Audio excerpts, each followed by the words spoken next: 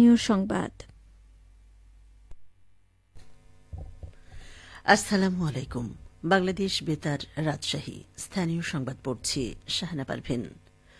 কোনো কায়েমি স্বার্থ পুলিশকে যেন তাদের দলদাসে পরিণত করতে না পারে, এজন্য সতর্ক থাকার নির্দেশ দিয়েছেন স্বরাষ্ট্র উপদেষ্টা লেফটেন্যান্ট জেনারেল অবসরপ্রাপ্ত জাহাঙ্গীর আলম চৌধুরী।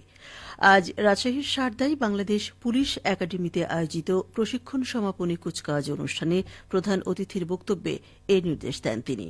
এ নিয়ে শুনুন আমাদের রাজশাহী জেলা সংবাদদাতার প্রতিবেদন। 40তম বিসিএস পুলিশ ব্যাচের শিক্ষানবিশ সহকারী পুলিশ সুপারদের প্রশিক্ষণ সমাপনী উপলক্ষে আয়োজিত কুচকাওয়াজে অভিবাদন গ্রহণ করেন স্বরাষ্ট্র উপদেষ্টা লেফটেন্যান্ট জেনারেল অবসরপ্রাপ্ত জাহাঙ্গীর আলম চৌধুরী। অভ্যাগত মণ্ডলী, এখন আজকের অনুষ্ঠানের প্রধান অতিথি গণপ্রজাতন্ত্রী বাংলাদেশ সরকারের মাননীয় স্বরাষ্ট্র উপদেষ্টা। অনুষ্ঠানে তিনি পুলিশের নবীন কর্মকর্তাদের কোন দলের আজ্ঞাবহ হয়ে তাদের এজেন্ডা বাস্তবায়ন করতে গিয়ে বেআইনি কাজ না করার নির্দেশনা দেন। কোনো কায়েমি স্বার্থ যেন আপনাকে তাদের দলদাসে রূপান্তরিত করতে না পারে, সেই জন্য সর্বদা সতর্ক থাকবেন। দল, মত, ধর্ম, বর্ণ, লিঙ্গভেদে এদেশের সাধারণ মানুষকে ভিন্নভাবে না দেখে আইনের দৃষ্টিতে সকলকে সমান, এই সত্যটি সর্বদা ধারণ করবেন, লালন করবেন এবং চর্চা করবেন।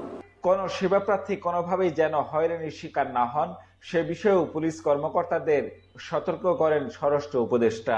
সাধারণ মানুষকে সম্মান করতে শিখুন এবং সম্মান করুন। বৈষম্যহীন বাংলাদেশ গড়ার গণচেতনায় উদ্বুদ্ধ হয়ে আপনাদেরকে আত্মনিয়োগ করতে হবে। এক্ষেত্রে আপনাদের ব্যর্থ হওয়ার কোনো সুযোগ নেই। সরকারি কর্মকর্তা হিসেবে সংবেদনশীল তথ্য শেয়ার করার ক্ষেত্রেও সজাগ থাকার আহ্বান জানান তিনি। সরকারি কর্মকর্তা হিসাবে আপনাদের কাছে বিভিন্ন গুরুত্বপূর্ণ ও সংবেদনশীল তথ্য থাকবে। এসব তথ্য শেয়ার করার ক্ষেত্রে সতর্ক থাকুন এবং নিশ্চিত করুন যেন কোনো গোপন বা সংবেদনশীল তথ্য যেন জনসমক্ষে না আসে। এর আগে তিনি প্রশিক্ষণে বিভিন্ন বিষয়ে শ্রেষ্ঠত্ব অর্জনকারীদের মধ্যে পুরস্কার বিতরণ করেন। জিয়াউল গনি সেলিম, জেলা সংবাদদাতা, বাংলাদেশ বেতার, রাজশাহী।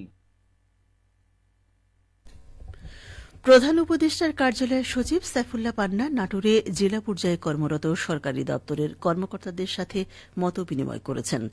আজ জেলা প্রশাসকের সম্মেলন কক্ষে অনুষ্ঠিত সভায় সভাপতিত্ব করেন অতিরিক্ত জেলা প্রশাসক মোহাম্মদ রওশন আলী।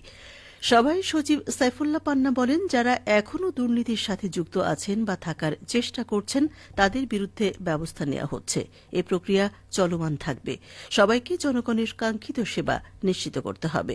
তিনি বলেন, সরকারের 6টি সংস্কার পরিকল্পনা রয়েছে, আরও 5 থেকে 7টি সংস্কার পরিকল্পনা তৈরি করেছে।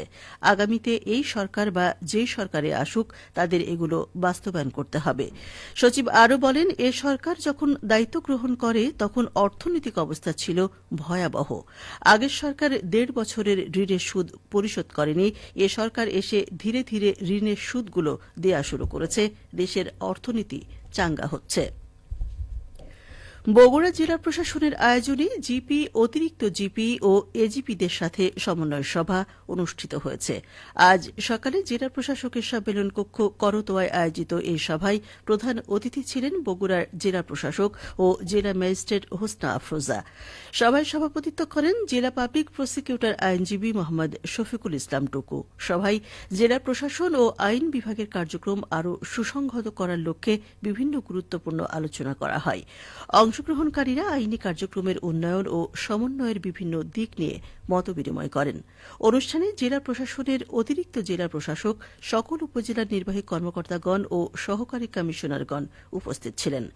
জেলা প্রশাসক তার বক্তব্যে প্রসিকিউটরদের ভূমিকার গুরুত্ব তুলে ধরেন এবং ন্যায় বিচার নিশ্চিতকরণে সকলকে একযোগে কাজ করার আহ্বান জানান।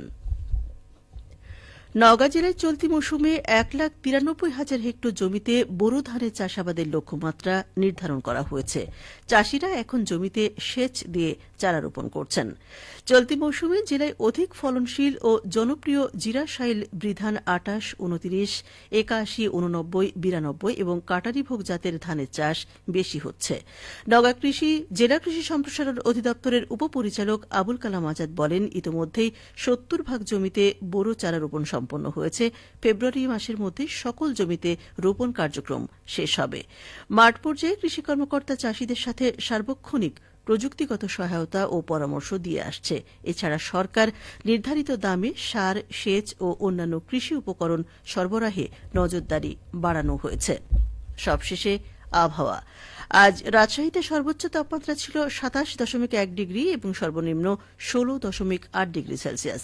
বিকেল 3টায় বাতাসে আপেক্ষিক আর্দ্রতার পরিমাণ ছিল 55%। রাজশাহী ও পার্শ্ববর্তী এলাকায় আজ সূর্যাস্ত সন্ধ্যে 6:04। সংবাদ শেষ হল। আমাদের পরবর্তী স্থানীয় সংবাদ সন্ধ্যে 7টায়।